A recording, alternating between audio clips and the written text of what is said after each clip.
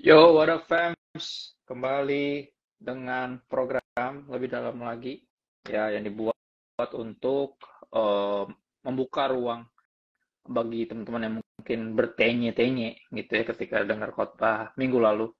Jadi setiap minggu siapapun yang khotbah, setiap Selasa akan ada atau Senin, ya kadang suka jadi Senin, akan ada lebih dalam lagi ruang untuk tanya jawab apapun yang ingin ditanyakan ketika mendengar khotbah kemarin gitu ya. Dan malam ini kita akan bareng Pastor Umin. Beliau khotbah kemarin bagus banget, cerdik menata harta, dan shalom Pastor Umin. Hey, malam. Ya, ini aku lagi opening dulu.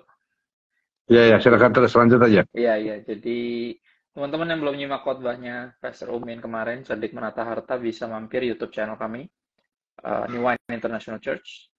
Ya, dan yang mau bertanya malam ini bisa manfaatkan kolom question box, jangan di kolom chat. Nanti kegulung susah nyarinya ya. Mendingan di question box, jadi Pastor Rumin akan sedikit membagikan rangkuman dari khotbah kemarin, cerdik menata harta, dan habis itu kita tanya jawab sampai waktunya habis di jam 9. Jadi Pastor Rumin silakan. Oh ya, oke. Selamat malam semuanya. Saya akan kasih beberapa rangkuman aja ya. Setelah itu nanti kita akan tanya jawab untuk hal-hal yang perlu diperdalam lagi. Ya, hilang. Sebentar, sinyal Pastor Umin nampaknya kesulitan guys. Kita tunggu beliau masuk lagi. Sebentar ya.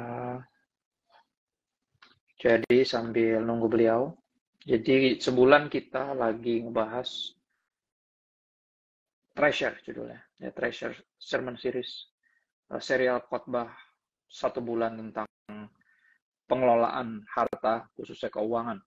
Ya, jadi akan seputaran itu, dan ini khotbah ketiga, ya teman-teman. Dan karena gini, pengelolaan keuangan itu bagian dari pengelolaan seluruh hidup kita.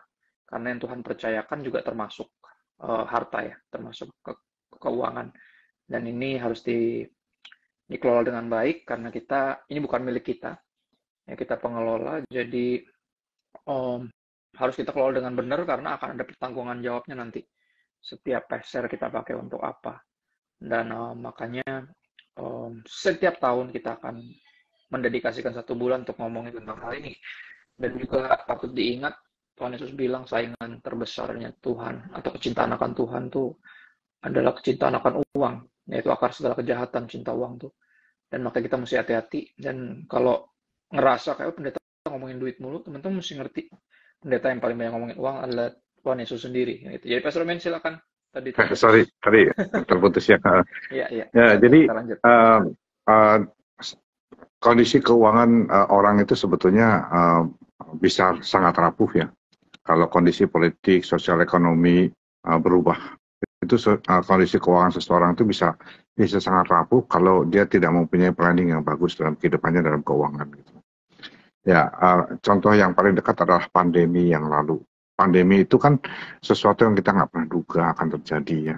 Kita nggak pernah berpikir bahwa bakal ada pandemi di dalam kehidupan kita gitu loh. Zaman ini mungkin zaman dulu ratusan tahun yang lalu, berapa puluh tahun yang lalu mungkin pernah terjadi pandemi di dunia. Tapi kan kita nggak hidup di zaman itu, kita nggak aware gitu loh. Belum lahir. Sesuatu yang aware banget kan yang pandemi yang kemarin itu baru selesai kita lewatin ya. Dan itu mengajarkan tentang banyak hal tentang masalah keuangan itu. Begitu banyak orang yang kehilangan pekerjaan, begitu banyak bisnis yang hancur ya.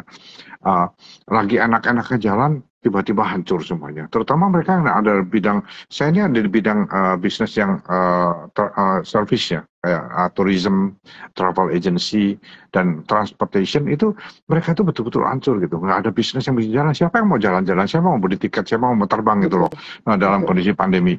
Jadi bisnis itu betul-betul habis sama sekali dan orang yang bekerja di situ mereka nggak dapat income, nggak dapat gaji, mereka harus kemudian kena PHK dan sebagainya. Itu nggak pernah diduga bisa akan terjadi gitu loh. Dan bukan hanya pandemi saja, tapi banyak situasi yang lain. Ya, misalnya kalau kita lihat di Rusia, di Ukraine gitu, tiba-tiba perang gitu loh. Ya, kita sih nggak pernah berpikir Indonesia akan perang kayak di Ukraine begitu ya. Tapi anything could happen gitu loh. Hal-hal yang lain apapun bisa terjadi ya. Jadi karena kita kan hidup dalam dunia yang udah jatuh ini dalam dosa. Kita kan nggak hidup di surga gitu. Jadi kesehatan kita bisa kena, ya. Terus kondisi keuangan pekerjaan kita bisa kena, situasi politik, keuangan satu negara itu bisa mempengaruhi seluruh kehidupan kita gitu loh. Ya, jadi kita mesti sadar kita bukan di surga saat ini, kita ada di dunia yang sudah jatuh dan kita harus menjaga hal-hal yang bisa kita jaga di dalam wewenang yang Tuhan berikan dalam hidup kita. Nah, ya, beberapa minggu ini kan kita mau bahas tentang Lukas 16 ya, tentang bendahara yang cerdik itu ya, tentang mengelola mamon yang tidak jujur dan sebagainya. Dan kemudian saya melihat gitu, sebetulnya dia disebut cerdik sama Tuhan itu cerdiknya di mana sih gitu loh. Lalu saya melihat bahwa dia ada 3 hal yang disebut cerdik di dalam bendahara yang tidak jujur ini.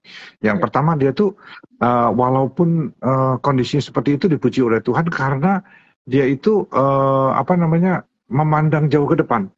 Ya. Dia punya pandangan jauh ke depan, bukan untuk hari ini aja. Banyak orang kan sekarang ini yang dikatakan sebagai hidup from salary to salary gitu loh. Dapat salary habis. Pastor Kristo kan minggu lalu bilang income-nya 5, gitu. Ya.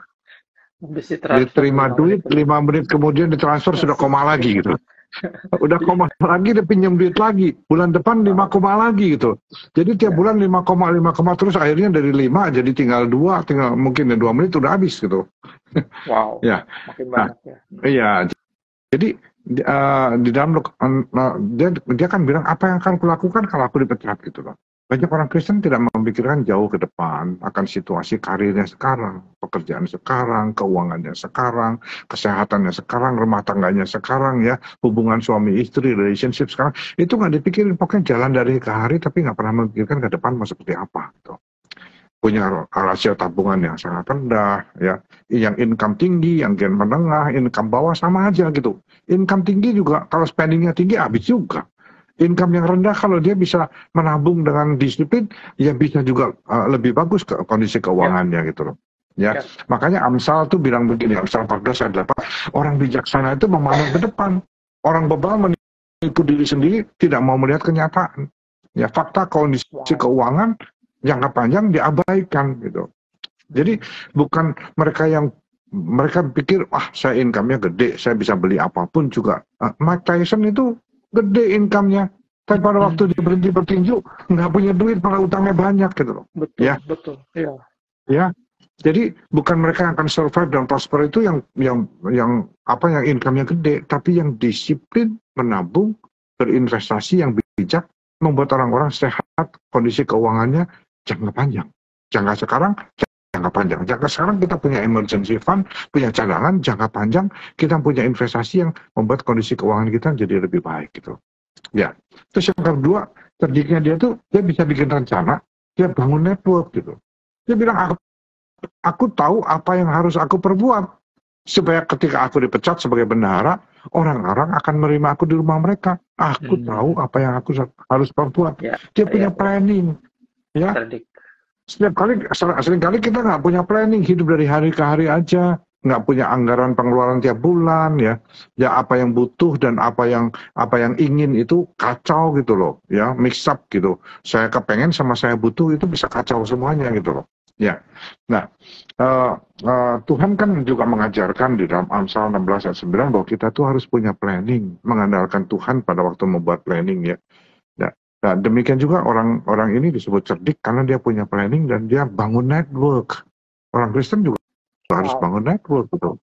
Kita harus bangun network. Kadang-kadang kita bangun network bukan dengan orang Kristen aja gitu, tapi dengan orang-orang sekitar kita. Cuma jangan terkontaminasi iman kita, value kita dengan cara mereka berbisnis. Tapi kalau hikmatnya kita boleh belajar, networknya kita boleh bangun gitu loh. Terus yang ketiga, cerdiknya di mana? Saya lihat dia tuh bertindaknya cepat, nggak main tunda-tunda. Begitu dia mendapatkan situasi, dia nggak tunda-tunda lagi, cepat. Pengkhotbah kan bilang, kalau kamu tunggu-tunggu keadaan jadi sempurna, kapan mau naburnya? Kalau nggak nabur, bagaimana bisa punya hasil gitu? Ya. Pengkhotbah 11 ayat 4 tuh ya. bagus banget tuh. Iya, jadi kita tuh melihat bahwa sebetulnya ada kecerdikan, iya, ada kecerdikan yang kita bisa belajar dari orang ini yang Tuhan Yesus bilang anak-anak Tuhan juga harus punya kecerdikan di dalam kehidupan, menyikapi hidup ini gitu loh.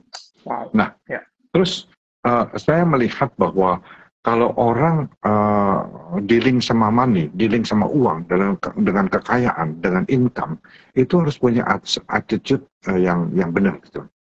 Ya, sebagai anak Tuhan harus punya attitude yang benar. Yang pertama dia tuh harus be content and not covetous.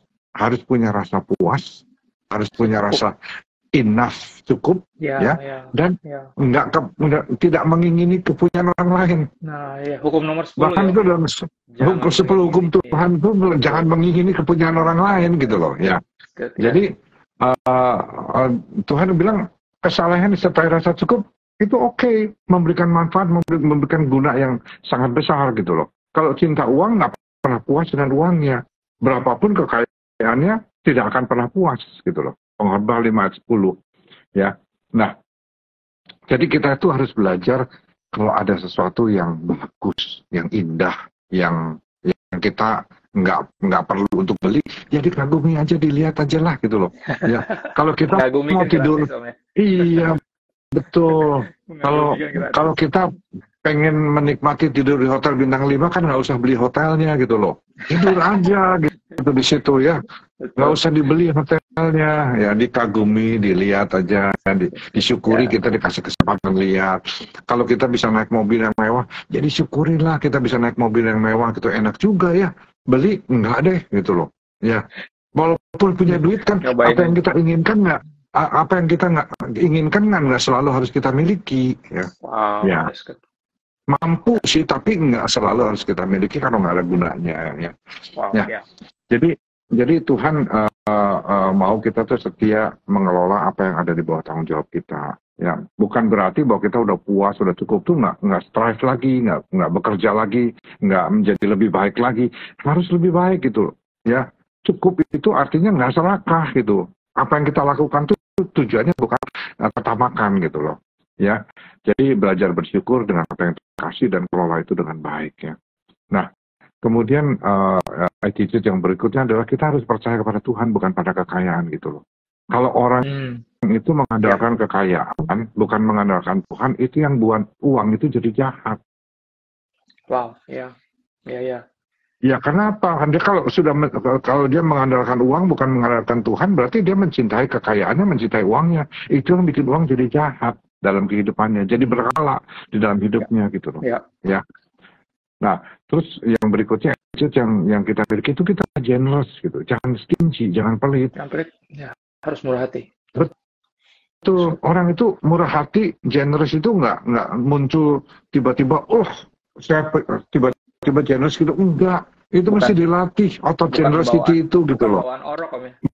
Bukan, bawaan kita kan bawaan kita ini kan egois kan. Bawaan kita itu kan mau diberi terus gitu, tidak mau memberi gitu loh. Jadi kalau mau memberi itu mesti, iya, bener. Iya. Jadi generosity itu harus dilatih, seperti kita harus memaksakan diri generous dan mempunyai hati yang mengasihi orang lain yang punya kesusahan gitu loh. Dan pada waktu kita belum punya income yang besar, pada waktu kita masih biasa-biasa aja, baru kita masih struggle memanage keuangan kita kalau melihat orang kesusahan, kita belajar generous, bahkan sisihkan, nggak usah banyak-banyak, sisihkan sesuai dengan kemampuan kita untuk memberi orang-orang sekitar kita gitu loh. Jangan biarkan jangan biarkan tetangga kita yang di sebelah rumah kita mati kelaparan sementara kita makan satu piring gitu. Kan kita makan setengah piring juga nggak mati gitu loh. Kurus aja sih gitu loh. Ya. Paling kurang kenyang, cuman at least nggak mati. Paling kurang kenyang gitu ya. Jadi kita harus support pelayanan, support keluarga, support orang-orang yang membutuhkan, latih otot generosity kita ya. Because our God is a generous God. Ya. Kalau kita generous itu merefleksikan hatinya Tuhan gitu loh. Tuhan kan hatinya generous kan ya. Ya, jangan kita timbun uang untuk diri kita sendiri, tidak peduli dengan kesulitan yang dihadapi orang lain gitu loh. Tuhan kan nggak pernah nggak pernah menentang orang jadi kaya gitu. Tuhan Betul. tidak pernah menentang orang-orang itu jadi prosper gitu. Tapi orang yang serakah, yang tamak, Itu yang yang ditentang. stingy, itu yang Tuhan nggak suka gitu loh. Ya, Ya, ya, karena nggak malah ada orang yang bilang, merefleksikan dia. iya, Betul. ada pengkhotbah kan yang bilang, wah kalau kamu nggak kaya, kalau kamu nggak punya banyak duit, kamu itu kurang iman. Nah, terus ada juga pengkhotbah yang bilang, kalau kamu hidupnya mewah-mewahan, kamu berdosa, harus sederhana, hidup dalam kekurangan. Dua-dua ekstrim itu Tuhan nggak pernah Ya, ngajarin gitu loh. ya. Kan Wow, itu penting Amsal banget. 10, iya, Amsal 10:22 kan bilang begini, berkat Tuhan yang jadiin kita kaya kan. Iya. Dan dia tidak mendambakan kesusahan padanya. Kalau jadi kaya tapi banyak kesusahan, nah itu bukan dari Tuhan. Karena jadi kaya itu Tuhan nggak damain kesusahan gitu loh. Ya, Ya. tidak ada salah jadi kaya. Yang salah itu kalau kekayaan digunakan dengan cara yang tidak benar. Tuhan tidak senang dari misuse of wealth, abuse of wealth, hoarding, menimbun kekayaan, berapapun jumlah kekayaan kita, Tuhan nggak suka gitu. Lalu yang terakhir, attitude yang terakhir yang saya pikir adalah walk in faith and not in fear gitu. Kita harus tetap berjalan dalam iman, bukan dalam ketakutan. Takut nanti besok nggak bisa makan, takut nanti tabungan saya nggak cukup, saya nggak mau ngasih perpuluhan, saya nggak mau ngasih kepada orang miskin karena saya takut nggak cukup dan sebagainya. Jangan seperti itu ya. Ya, kalau khawatir itu menyebabkan masalah-masalah imajiner gitu. Masalahnya yang kita imagine itu lebih gede daripada masalah yang sesungguhnya gitu. Ya. Ada Jadi survei jangan yang aku biarkan. sempat ingat tuh, zaman dulu ada survei bilang 85% ketakutan kita tidak pernah terjadi. Gitu. Benar. Katanya. Benar. Dan itu berarti gede juga ya 85%. Iya, dapat 85%. Imajiner benar kayak kau ngomongin tadi. Iya. Wow. Ya. Jadi jangan biarkan kekhawatiran mendikte behavior kita tentang keuangan gitu. Cara kita memanage uang itu, cara kita menggunakan uang, jangan didikte oleh ketakutan kita, tapi dengan iman bahwa Tuhan kalau kasih sesuatu pasti Tuhan juga akan cukupkan. Nah, lalu saya melihat ada satu langkah praktis bagaimana kita menata keuangan kita dengan baik. Pertama, kita harus bayar perpuluhan. Nah, ini rame nih Om. Bayar perpuluhan. Iya, itu udah sadis sekali kemarin Kristo. Pastor khotbah itu. Waduh, saya bilang ini khotbah perpuluhan. Saya lihat ini korban perpuluhan yang paling sadis yang pernah saya dengar gitu loh. Tapi suka banget saya. Iya, tapi gini, berulang-ulang saya dengerin. Aku agak potong sedikit karena perpuluhan ini kan cukup kontroversial ya. Isu yang cukup kontroversial. Kita nggak mau lanjutin perdebatan di sini tentunya karena di kolom komen gereja kita, kolom komen saya masih lanjut Om sampai hari ini. Masih lanjut terus. Jadi emang nampaknya cukup unik juga ketika Om Umin mulai practical tips for managing money dengan bayar perpuluhan. Kalau Om Umin sendiri ya, aku lebih kepoin penasaran pengalaman Om Umin deh dari masih ngerintis gitu. Karena orang selalu idenya gitu. Kalau belum settle, kayaknya belum cocok untuk kasih perpuluhan gitu. Tunggu settle-nya dulu. Cuman settle-nya itu, pertanyaan saya selalu settle-nya tuh kapan? Karena makin banyak duitnya, keinginannya juga makin banyak kan gitu. Jadinya nggak pernah settle-settle gitu. Gimana? Mungkin ada kesaksian personal tentang perpuluhan ini. Kenapa Om pilih perpuluhan dulu? Kenapa? Itu dulu dan nomor satu. Saya nanya dulu nih sebelum yang nanya. Iya.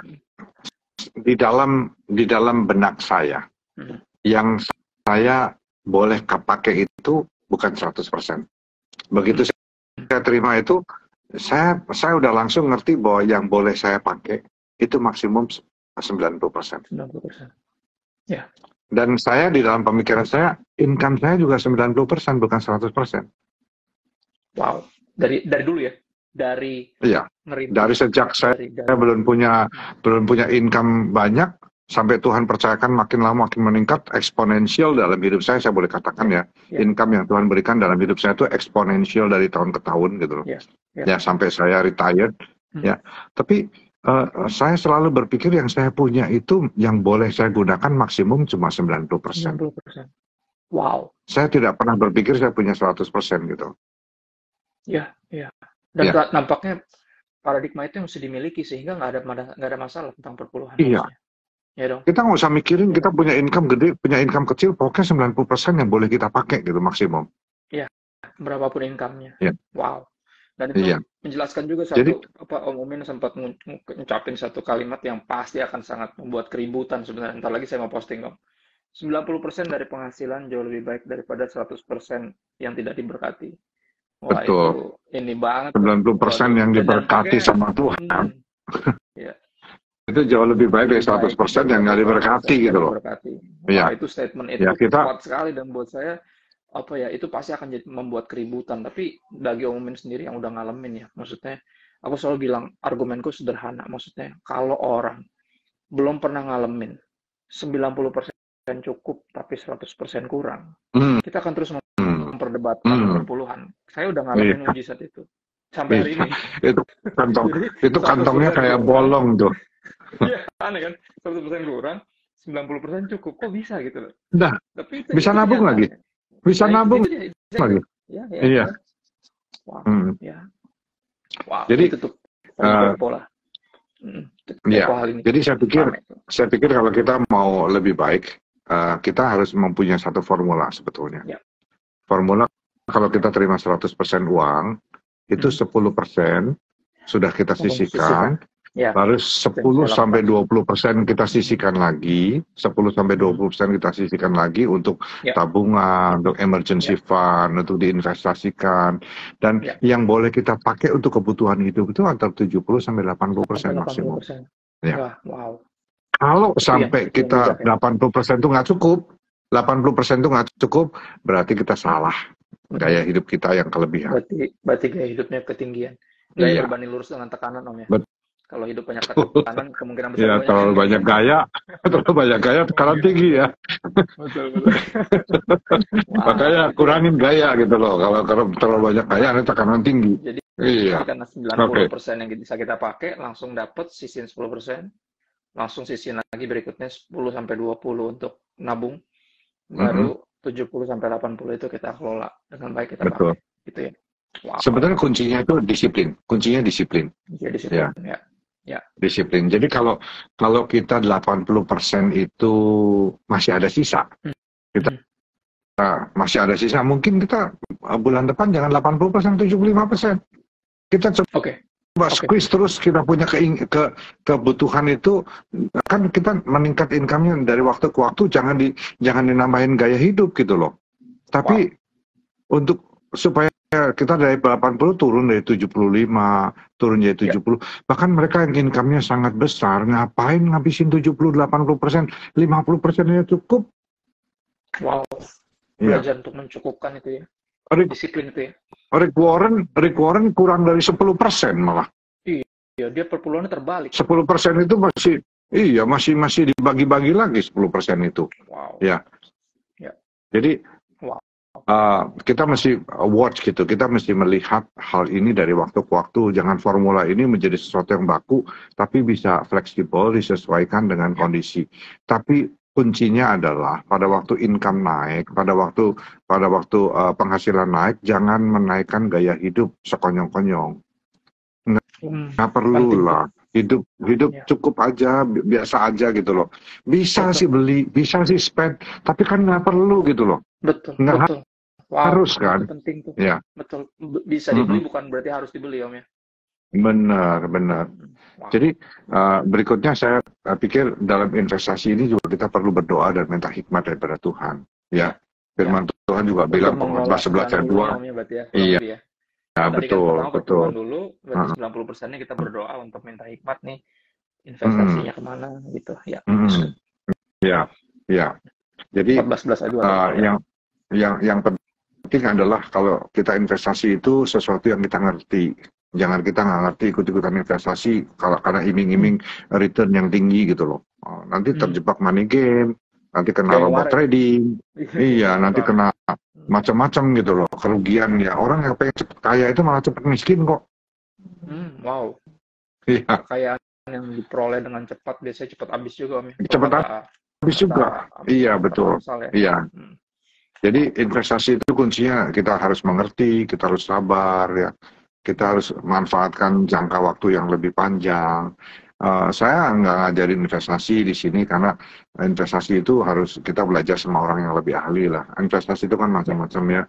kita baca buku-buku investasi, kita belajar pada financial planner, investasi setiap orang itu juga karakter setiap orang berbeda dengan risk appetite-nya juga berbeda, resikonya juga berbeda yang bisa dia tanggung ya. Jadi berbeda-beda, lebih baik diskusi sama orang yang ahli dalam bidang investasi gitu. Ya. Terus satu yang paling penting adalah jangan utang yang konsumtif. Kredit ini, kredit itu, ya, belum punya uangnya udah beli, padahal income-nya juga pas-pasan gitu loh. Kredit itu, cicilan itu tuh jalan terus. Kita lagi tidur juga utang jalan terus. Sedangkan income ke depan itu nggak terus jalan loh. PHK nggak ada income, ya. Kemudian terjadi masalah bisnisnya turun, income-nya menurun juga. Tapi cicilannya tetap gede. Jadi kalau sesuatu yang nggak perlu gitu lah, konsumtif ya, nggak usah lah. Nggak mungkin yang berat sih, yang nggak bisa, harus cicilannya tetap rumah. Misalnya rumah kan susah kalau beli cash juga ya. Kapan ngumpulinnya gitu loh. Ya, oke. Tapi kalau utang kartu kredit nggak dilunasin segera, utang cicilan KTA nggak dilunasin segera, itu bahaya sekali. Itu bunganya tinggi sekali. Jadi jangan sampai nanti orang-orang Kristen dikejar-kejar terus sama debt collector kan lucu kan. Pelayan Tuhan ya, volunteer, dia pelayanan di gereja menggebu-gebu, tapi begitu mau pelayanan debt collector datang ke gereja dia kabur. Nah, makanya. Wow, iya sih. Jadi benar. Terus yang terakhir saya katakan bahwa orang yang mau lebih bijak dalam menata keuangan, dia harus bekerja keras. Dia bukan pemalas, rajin. Kadang-kadang orang bilang begini, saya nggak mau kerja soalnya gajinya kecil. Lalu di rumah malah nggak ada penghasilan, nonton Netflix dulu. Betul. Makan potato chip terus gitu loh. Netflix bulanannya. Iya. Nah, jadi nggak mau kerja kalau secara fisik masih bisa kerjalah gitu loh. Kalau perlu kerja sukarela gitu. Ya, kerja sukarela nggak usah digaji juga oke gitu. Pokoknya kerja aktif gitu loh. Nanti juga Tuhan kita kan lihat gitu loh. Ya kalau kesabaran kita, ketekunan kita, kesungguhan hati kita dilihat sama Tuhan juga, akhirnya Tuhan akan memberikan sesuatu kepercayaan yang lebih besar dalam hidup kita. Bahkan saya selalu bilang gini, orang yang udah pensiun pun kayak saya ini kerja juga gitu. Kerja dalam ladang Tuhan, kerja di dalam sosial, kerja dalam hal-hal yang lain, ya, mengajar kayak atau bagi pengalaman, sharing, itu semuanya bekerja, jangan nganggur, jangan tiap hari cuma nonton TV melulu gitu loh. Ya, makan potato chip tambah gendut. Ya. Iya. Bahkan udah pensiun. Kalau kita lihat kan tetap harus. Semua murid-murid kan juga lagi bekerja. Ya, semua murid-murid dipanggil Tuhan juga lagi bekerja, nggak ada yang nganggur gitu loh. Betul. Ya. Betul. Work hard, work smart, rela terlibat di dalam segala macam aktivitas dan pelayanan pekerjaan Tuhan ya. Jadi itu kira-kira apa yang saya share hari Minggu kemarin. Welcome kalau ada any questions ya. Atau Pastor Christo mau tambahin, silakan. Saya sangat terberkati sih, Om Momen selalu tiap bulan salah satu khotbah yang saya nantikan ya, karena selalu packed, penuh banget dan wah saya bilang ini mah bisa dijadiin series sendiri bahkan satu khotbahnya doang maksudnya. Jadi thank you Pastor Romen juga buat rangkumannya barusan pun. Rangkumannya pun pasti mencerahkan teman-teman juga yang nyimak di lebih dalam lagi malam ini. So ini ada beberapa pertanyaan yang aku coba lihat ya, yang mana yang kira-kira nyambung nih sama obrolan kita tentang cerdik menata harta gitu. Jadi ini ada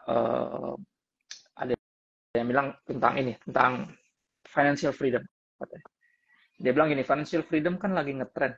Apakah terlalu duniawi kalau kita ngarep sama istilahnya nyampe di titik itu, financial freedom? Gimana Om Momen? Atau saya tanya dulu deh, financial freedom menurut Om Momen sendiri tuh yang kayak gimana sih? Karena ini kan sebetulnya tuh istilah itu tuh. Iya.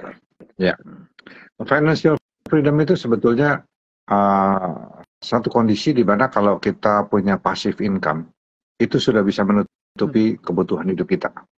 Jadi kalau orang kebutuhan hidup. Jadi kalaupun dia nggak bekerja, kalaupun dia tidur, itu passive income-nya udah bisa untuk memenuhi kebutuhan dia, tanggung jawab dia secara financial. Oh itu namanya sampai jangka yang panjang. Ya. Jadi kalau terus kalau di pertanyaan dia tadi kalau merindukan itu atau mengejar itu salah nggak?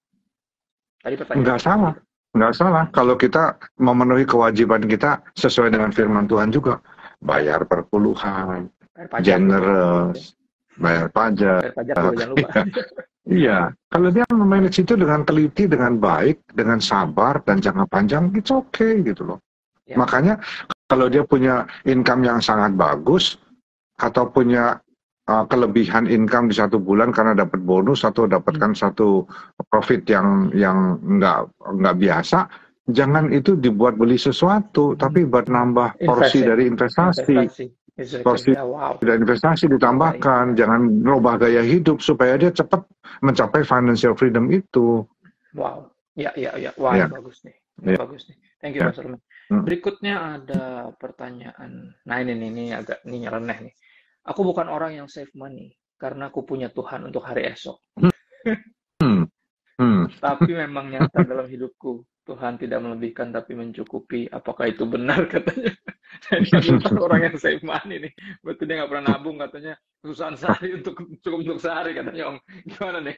Kalau orang menyalahgunakan ayat ini gimana nih untuk nasihat nggak buat? Begini loh. Tuhan itu kan kasih kita masa produktif dalam hidup kita. Ya. Masa produktif itu pada waktu kita masih bisa bekerja, kita punya tenaga, kita punya kesehatan, kita punya kesempatan, kita punya segala sesuatu yang membuat kita itu bisa menghasilkan. Gitu. Ya. Nah, pada waktu kita masih dalam masa produktif itu, mungkin kita dari hari ke hari kita bisa nutupi kebutuhan gitu. Ya. Tapi pada waktu kita misalnya mengalami sesuatu, ingat kita bukan hidup di surga ya, kita hidup di dunia yang jatuh dalam dosa. Anything could happen. Pandemi kenanya semua, seluruh dunia, mau Kristen mau nggak Kristen gitu. Ya. Jadi pada waktu-waktu yang seperti itu, Tuhan tuh memberikan hikmat, Tuhan tuh memberikan kita itu logika untuk berpikir gitu loh. Firman Tuhan juga ngajarin soal kita menabung, soal kita tidak menghambur-hamburkan apa yang kita peroleh, makan sehari habisin sehari. Itu kalau kita habisin semuanya itu kita udah tidak sesuai dengan firman Tuhan. Karena firman Tuhan mengajarkan kita menabung. Bahkan firman Tuhan mengajarkan kalau bisa kita memberikan warisan juga kepada anak cucu. Kita meninggal itu masih memberikan warisan gitu. Itu firman Tuhan loh itu. Jadi kalau sampai kesempatan, kalau sampai kesehatan, kalau sampai hal-hal yang Tuhan kasih itu kita sia-siakan, lalu pada satu saat terjadi sesuatu yang kita nggak inginkan, pada waktu itu imannya udah nggak lagi mendapatkan jawaban yang dia inginkan gitu. Jadi akan cari-cari salah saya apa, dosa saya apa. Kalau udah begitu, udah berdoa minta pertolongan Tuhan, dosa saya apa, salah saya apa, nggak dapat jawaban juga, nggak dapat jalan keluar juga. Lalu dia bilang Tuhan nggak adil, Tuhan nggak sayang, Tuhan nggak peduli sama saya. Nah akhirnya begitu gitu. Iya. Paul itu karena kesalahan sendiri ya untuk tadi pakai ayat kesusahan sehari cukup untuk sehari. Jadi, kalau ayat itu kan idenya tentang untuk nggak khawatir akan hari esok. Ya kan kita tadi Omin bilang, kita ini bekerja bukan dari kekhawatiran. Pun menabung dan berinvestasi bukan dari kekhawatiran harusnya. Iya. Ya dong? Iya. Karena hikmat kebijaksanaan, karena kita punya perencanaan dan bagian kita berencana, bagian Tuhan yang menentukan. Jadi kita ambil bagian kita lakukan bagian kita. Jadi jangan karena ketakutan tadi ya. Faith not fear ya, tadi Pastor Romi kan juga salah satu poin. Betul. Iya. Jadi jangan pakai ayat di luar konteks lah, bahaya. Ayat itu kan untuk jangan khawatir istilahnya. Kalau kita udah melakukan yang terbaik, kita mencari dulu kerajaan Allah kebenarannya, kita istilah mengelola keuangan dengan caranya Tuhan. Aku yakin tambahan-tambahan itu disediakan gitu loh. Dia bukan utama tapi bukan berarti nggak penting. Makanya kan ayatnya sebelum cari dahulu kerajaan Allah kebenaran itu kan ayatnya bilang kayak gini kan, semua itu dicari oleh bangsa-bangsa yang tidak mengenal Tuhan, tapi Bapamu di surga tahu kamu juga perlu kan gitu. Kamu juga perlu itu, bukan nggak perlu gitu. Tapi walaupun kamu perlu, cari dahulu kerajaan Allah kebenaran, maka semua akan ditambahkan. Artinya carilah, nabunglah, berinvestasilah, bukan karena ketakutan. Betul. Ya. Justru karena iman itu ya. Karena iman, justru karena percaya kepada apa yang Tuhan ajarkan. Ya. Bahkan kalau kita renungkan ya kisah Yusuf ya, kekaguman Firaun ketika Yusuf kasih ide untuk nabung. Kemungkinan besar kayaknya Yusuf orang pertama yang ngajar nabung, Om, kayaknya. Karena Ya. bayangin, Mesir ini kan dulu peradaban paling maju ya. Dan dia bilang dia punya mimpi akan dua musim itu, musim sukses dalam tanda kutip, berkelimpahan, sama musim apa kemelaratan Kekeringan. kesusahan itu. Ya. Kekeringan istilahnya, dan Yusuf bilang musim melaratnya ini akan lebih panjang dari musim yang ini, dari yang kelimpahannya. Terus kan Firaun bilang, terus kita mesti gimana dong? Gitu. Akhirnya Yusuf cuma ngajarin gini, pokoknya ketika lagi kelimpahan, disisihkan, jangan pakai semua. Jangan dihabisin. Disimpan, disisihin, sebagian kecil disisihin, nanti pas lagi susah, yang disimpan ini yang akan mempertahankan di masa sukar itu. Dan ide itu dipandang brilian kan. Sampai Firaun muji dia, kita nggak pernah ketemu nih orang sebijaksana ini dan segitu dipenuhi roh Tuhan. Dia bilang gitu. Ini jauh dari Pentakosta ya. Sebelum Pentakosta udah ada yang dipenuhi roh Tuhan menurut Firaun. Jadi kalau benar ya, kekaguman itu, kalau dibaca dari kisahnya, saya nggak berlebihan kalau kita mengira dan berpikir bahwa nampaknya Yusuf orang pertama yang ngajarin nabung. Betul. Kayaknya. Ya. Dan itu hikmat dari Tuhan. Bahkan firman Tuhan kan, padahal firman Tuhan, malah firman Tuhan mengajarkan belajar dari semut. Gitu. Jadi semut, exactly. Ya. Wow. Dia kumpulin makanannya pada waktu musim panas. Pada waktu musim dingin dia punya makanan gitu. Betul. Nah ini pentingnya, makanya baca Alkitab tuh harus lengkap, Om, ya. Jangan satu ayat ditarik-tarik kemana-mana gitu. Ya. Oke, ini seru. Kita lanjut lagi pertanyaan-pertanyaan berikut.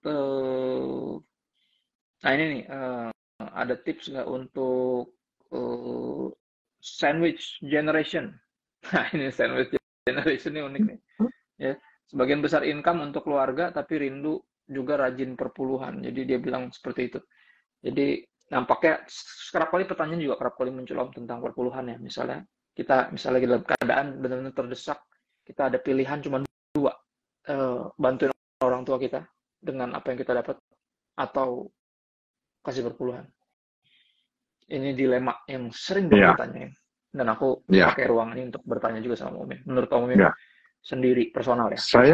Saya genuinely believe ya, bahwa perpuluhan memang sesuatu yang kalau memungkinkan harus dibayar. Tapi seringkali kita itu menggunakan alasan-alasan memberi misalnya pada orang tua dan sebagainya untuk tidak bayar perpuluhan, untuk menutupi sebetulnya dia itu tidak memanage keuangan dengan benar.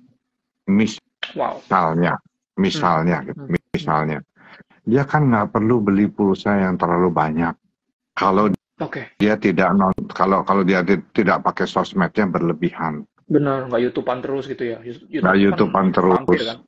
Benar. Ya, dia kan nggak perlu misalnya harus sosialisasinya makan-makan terus di tempat-tempat yang mahal, yang tidak mampu. Dia kan nggak perlu beli baju yang terlalu banyak. Cukup untuk dia bisa bekerja, ya, sepatu dan sebagainya. Iya, nggak perlu harus makan terus. Jadi ada hal-hal sebetulnya yang bisa dilihat. Kalau semuanya itu udah semuanya dia perhatikan dengan sungguh-sungguh, udah bertanggung jawab, tetap nggak cukup untuk memberi makan orang tua. Saya sih I don't mind gitu, dia kasih makan orang tua gitu. Exactly. Dia obatin orang tua. Dia obatin orang tua yang sakit, I don't mind gitu loh. Tapi kalau dia udah jujur ya dengan hatinya sendiri dan hidupnya ya. Ya. Tapi kalau dia belum jujur dengan hatinya dan hidupnya dan tidak memanage dengan baik, saya pikir itu bukan alasan yang tepat gitu. Wow, ini penting banget nih. Ya. Kita mesti telik hati kita sendiri pada akhirnya ya. Kalau kita ada di posisi itu dan akhirnya kita jadi kayaknya jadi pilihannya dilematis gitu. Gue pilih Tuhan, gue pilih orang tua gue. Jadi seolah seperti itu. Ya, benar. Benar. Waduh, penting banget nih. Ini sedikit ya ini pertanyaan soal muncul banget di hampir setiap kolom komen kalau ngomongin perpuluhan khususnya. Gitu. Terus berikutnya dia bilang ini nggak nyambung, bentar. Ini juga nggak nyambung, bentar ya.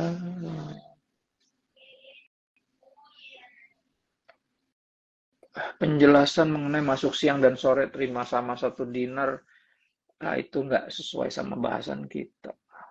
Eh, Salah nggak pindah gereja dari Pentakosta Protestan juga nggak nyambung. Ini beberapa pertanyaan udah nggak nyambung sama materi kita, Mas Romin, tentang cerdik menata harta ya. Dan kembali apa ini, waktu kita masih cukup panjang, hampir 20 menit lagi.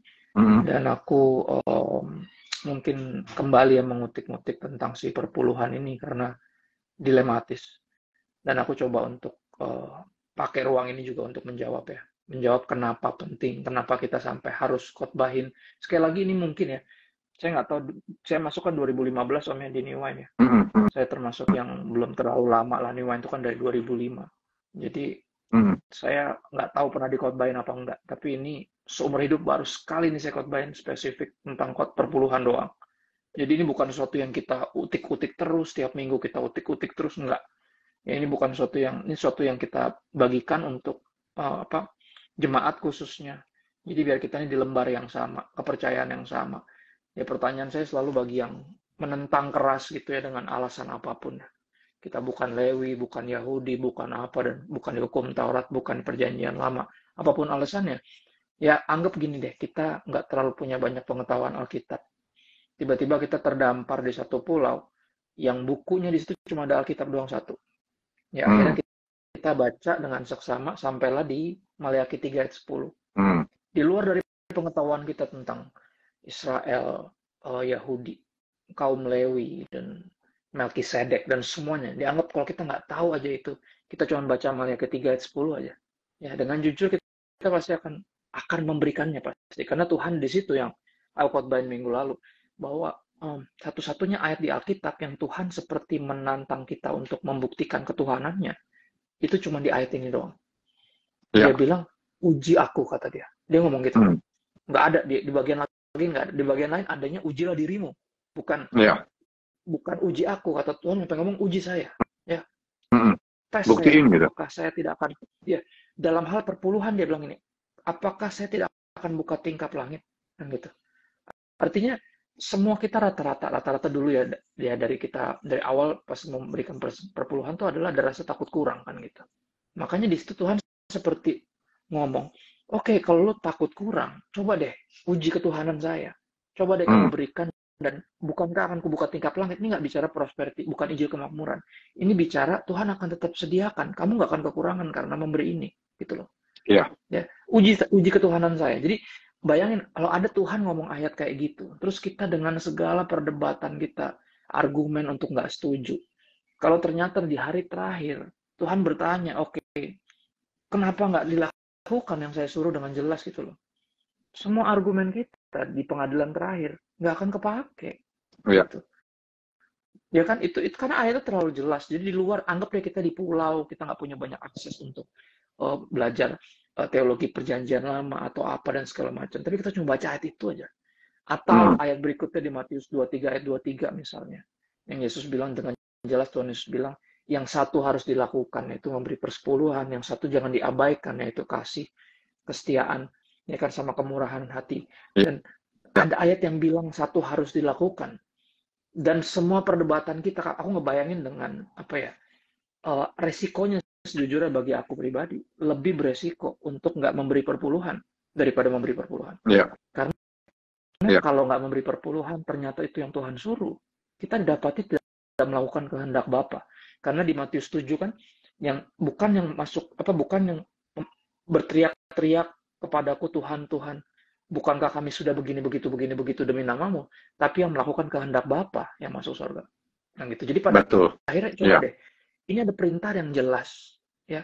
Dan semua perdebatan argumen kita, bayangin kalau ternyata semuanya itu salah di hari terakhir, kita didapati nggak melakukan kehendak Tuhan. Tapi gini, anggap ternyata ya, misalnya kita nih ya, gereja kita nih kan, kita memberi perpuluhan, semua kita mengembalikan perpuluhan, semuanya, gembalanya, pastorsnya, saya, kita nggak ada yang makan perpuluhan, nggak ada. Kita memberi semua, dan kita juga mengajak keluarga New Wine, jemaat di kita ini untuk semua melakukan hal yang sama, ya, untuk taat sama Tuhan, kan gitu. Gini, anggap deh kita salah gitu ya, selama hidup ternyata nih Pastor Romin, ternyata nggak usah ngasih perpuluhan gitu. Hmm. Kira-kira Nggak apa-apa. nggak apa-apa kan sebenarnya, dibanding kalau ternyata harus. Nggak Ya kan? dosa. Ya, dibanding kalau ternyata harus. Iya Om ya, bener ya? Resikonya Iya, lebih gede kalau iya, ternyata harus kan, iya, dibanding. iya. Iya, dan Mm-mm. itu yang aku selalu tarik ketika udah mulai perdebatan panjang lebar orang dengan argumen macam-macam. Saya cuma tarik sederhana. Kalau Tuhan suruh kita taat dan kita nggak taat dengan argumen macam-macam, pertanggung jawabannya seperti apa gitu loh. Iya, Ya iya. itu concern saya. Saya lebih takut orang tuh nggak taat daripada taat tapi salah gitu loh. Iya, Karena taat yang salahnya pun ini nggak merugikan siapa-siapa. Ya pada iya. akhirnya dia juga Benar. generous, dia bantu pelayanan. Iya, Pelayanan iya. juga gereja juga punya akses untuk bantuin orang-orang yang berkekurangan, khususnya jemaat Mm-mm. dulu. Ya, saya kemarin minggu lalu saya bahas tentang jangan sampai kita bantuin orang di luar, padahal di jemaat kita sendiri juga ada yang perlu gitu loh. You know? Iya, Itu kan kayak ngebantuin tetangga, tapi ternyata saudara kita sendiri nggak kita peduliin, padahal dia juga kurang gitu. Itu kan benar. aneh Iya, gitu loh. Iya, dan itu iya. yang bikin saya diserang habis-habisan. Saya pikir ada gimana nih Pastor Roland, mungkin ada Asam lambung nggak naik kan ya, waduh, puji Pastor? Tuhan udah latihan dari 2019 Om. Kalau dulu saya bisa bilang ya, it is safe to say 2019 lalu pertama kali saya diserang sama akun-akun satir dan para pengikutnya, itu saya kena mental Om sebenarnya. Iya. Benar, itu aduh, Iya. itu benar-benar sampai di level yang wah, asam lambung naik terus, dan saya selalu enek, selalu ngerasa kayak sia-sia, benar-benar mental breakdown sebenarnya di momen itu. Tapi Iya, itu ngebentuk saya jadi yang sekarang. Jadi yang sekarang saya menyikapinya bisa lebih wise. Gimana untuk apa yang saya bilang ini? Gimana? Sekali lagi saya pikir ya untuk teman-teman yang masih banyak pertanyaan tentang perpuluhan ini, coba lihat khotbah dari Pastor Christo minggu lalu, ya. Jadi bukan minggu ini kan kita tentang cerdik menata harta. Seminggu sebelumnya Pastor Christo itu tuntas membahas ya dari A sampai Z tentang perpuluhan. Mungkin masih banyak pertanyaan karena juga belum nonton video itu gitu loh ya. Coba dah lihat videonya ya. Lihat videonya, saya lihat di dalam di YouTube itu yang view itu udah lebih dari 2.000 orang loh. Dalam waktu 10 hari, 9 hari malah. Terbanyak dan tercepat. Berarti pertanyaannya cukup banyak mengenai hal ini atau perdebatannya? Perdebatannya juga banyak. Jadi kalau yang masih nggak ngerti ya, masih belum tahu, mungkin karena belum nonton juga. Coba nontonlah supaya dapat jawaban yang lebih banyak tentang perpuluhan ini, jadi lebih jelas. Cuma satu hal gitu loh yang saya selalu ingat itu, kita ini di dunia ini saat ini kan kita ketemu dengan hedonisme, hidup senang-senang, hidup happy, dan yang kedua materialisme. Materi itu disembah gitu. Materi itu menjadi sesuatu yang diagung-agungkan ya. Nah, untuk mematahkan hedonisme dan materialisme itu sebenarnya memberi. Kita rela memberi, kita generous memberi, dan pertama kita harus memberinya bukan langsung ke kanan kiri dulu. Kita beri dulu bagian kita, kembaliin sama Tuhan dulu gitu loh. Ya. Kalau kita udah bagian itu dikembalikan pada Tuhan 10%, untuk memberi yang lain itu kita bisa lebih legowo lagi gitu loh. Ya. Dan mematahkan kuasa dari materialisme dan hedonisme itu di dalam kehidupan kita yang saat ini begitu menguasai kehidupan umat manusia, termasuk daripada anak-anak Tuhan. Anak-anak Tuhan juga termasuk, exactly. Iya. Oke, saya bikin statement itu kan, ini bukan upaya Tuhan ngeluarin duit dari dompet atau rekening kita. Itu upaya pendeta atau upaya gembala untuk ngeluarin duit. Sebenarnya ini cara Tuhan untuk ngelepasin kita dari memberhalakan uang. Betul. Yang itu yang kita mau diselamatin supaya nggak masuk neraka ya. Kalau ada berhala kan masuk neraka ya. Benar, makanya itu kan bahaya ya. Itu yang lebih beresiko dibanding kasarnya ternyata nggak usah ngasih perpuluhan tapi ngasih gitu ya. Iya. Jadi saya setuju dengan Pastor Christo tadi ngomong. Saya setuju dengan Pastor Christo tadi ngomong bahwa kita sih memberi perpuluhan. Kalau pada satu saat di surga nanti Tuhan bilang, kamu sebetulnya nggak usah kasih perpuluhan sih. Lalu Tuhan bilang, lalu kita tanya sama Tuhan, kalau saya kasih dosa nggak Tuhan? Enggak, Tuhan bilang nggak dosa kan. Tapi kalau nanti di surga Tuhan bilang, kamu kenapa nggak dikasih perpuluhan? Nah, Itu dosa ya Tuhan ya. Loh, kau baru tahu sekarang kalau itu dosa kan gitu udah loh. jelas ayatnya kan, misalnya gitu dia ngomong gitu ya. Iya, Misalnya tadi secara simplistik, secara polos kita baca dan cuma pengen nurut, saya rasa itu pasti lebih nggak beresiko dibanding dibanding benar, dibanding apa benar. ya, dibanding ternyata kita mestinya ngasih dan ternyata kita nggak ngasih. Om, di 10 menit terakhir nih ada beberapa pertanyaan masuk nih, cukup menarik sih. Iya, Mereka ada yang bertanya tentang apakah asuransi termasuk dalam firman Tuhan, dia bilang. Nah, ini menarik. iya, Ya, iya betul. gimana Om? Itu ada dalam firman Tuhan asuransi. Ya, itu Hmm. termasuk tanggung jawab. Ya, itu Tanggung jawab. termasuk tanggung jawab keuangan kita terhadap seperti ini. Saya jelaskan singkat aja begini ya. Ya. Misalnya sekarang ini kita punya anak dua, ya. Ya. Punya anak dua itu kan harus disekolahkan, harus kasih makan, kasih tempat tinggal, kasih pakaian, kasih perawatan dan sebagainya. Nah, kalau kita bisa hidup sehat, bisa bekerja, bisa mempunyai income yang baik, kita bisa memenuhi kewajiban itu sesuai dengan porsi kita masing-masing. Ya. Tapi sekali lagi kita kan nggak hidup di surga, kita hidup di dunia. Kita bisa sakit, cacat, nggak bisa kerja. Kita bisa meninggal sebelum waktunya. Betul. Apakah kalau kita sakit nggak bisa bekerja, terus anak-anak kita nggak perlu makan, nggak perlu sekolah? Apakah kalau kita meninggal sebelum waktunya, meninggal di usia dini, apakah anak-anak kita, saya kan anak-anak saya pada Tuhan biar untuk memelihara. Ya, Tuhan bilang, gua suruh lu pelihara kok, gua lu balikin lagi gitu loh. Exactly. Wow. Ya. Jadi asuransi itu seolah-olah kita membeli uang untuk anak-anak kita, walaupun kita belum pegang uangnya hari ini. Interesting. Ya. Jadi itu tindakan iman, itu tindakan kasih. Itu kasih in action gitu loh. Nice. Wow. Ya. Wow. Ini cara pandang yang baru nih, dan aku yakin teman-teman banyak yang terberkati banget dengan paradigma yang diubahkan gini ya. Terus ini ada pertanyaan tentang, ini lebih tricky lagi nih, terakhir kali ya nih, kita tinggal 8 menit. Dia bilang, bagaimana dengan berhutang untuk bisnis? Apakah dibenarkan? Ya. Ini gimana nih? Ini kayaknya lebih praktis. Saya oke. Hutang produktif itu oke. Dengan asumsi, saya dengan asumsi bahwa dia hutang sudah dihitung dengan baik, ya. Calculated risk-nya sudah ada. Jadi hutang untuk memperbesar bisnis itu saya setuju. Hutang untuk mengembangkan bisnis saya setuju. Ya, tapi bukan hutang untuk bikin bisnis. Hutang untuk bikin bisnis itu yang saya nggak setuju. Ya, tapi kalau hutang untuk mengembangkan bisnis sudah ada, supaya lebih besar dia perlu tambahan capital. Nah, keuntungan karena penambahan capital itu jauh lebih besar daripada bunga bank. Kalau sama aja itu nggak benar, tapi jauh lebih besar. Ya, itu oke. Jadi itu hutang bukan untuk senang-senang, hutang bukan untuk konsumsi gitu.